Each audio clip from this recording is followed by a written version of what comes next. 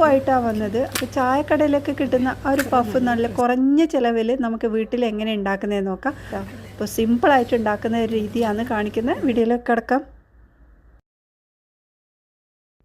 അപ്പോൾ ഇവിടെ ഞാൻ ബട്ടറൊന്നും യൂസ് ആക്കാത്ത നല്ല ഈസി ആയിട്ട് ഉണ്ടാക്കാൻ പറ്റുന്ന ഒരു പഫാണ് കേട്ടോ കാണിക്കുന്നത്. അപ്പോൾ അധിക വീഡിയോയിലും കണ്ടത് ബട്ടറൊക്കെ യൂസ് ചെയ്തിട്ട് നല്ല തിക്കായിട്ടുള്ള ബട്ടർ തന്നെ ഇട്ടിട്ട് ഒന്ന് പരത്തിയെടുക്കുന്നത്. അപ്പോൾ അതൊന്നും ഇല്ലാതെ നെയ്യ് വെച്ചിട്ടാണ് ഇവിടെ ചെയ്യുന്നത്. അപ്പോൾ 4 ടീസ്പൂണോളം നെയ്യ് എടുത്തിട്ടുണ്ട് കേട്ടോ.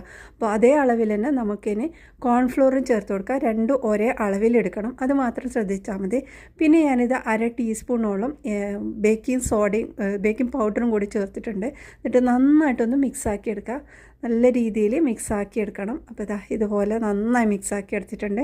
ഇനി നമുക്കിതൊന്ന് ഫ്രിഡ്ജിൽ വെക്കണം, ഒന്ന് നല്ല സെറ്റായിട്ട് കിട്ടണം കേട്ടോ. അപ്പോൾ നമുക്ക് എത്രമാത്രം വേണമെന്ന് വെച്ചാൽ ആ ഒരു ക്രീം എത്ര വേണ്ടതെന്ന് വെച്ചാൽ അതിനനുസരിച്ചിട്ട് നമുക്ക് നെയ്യും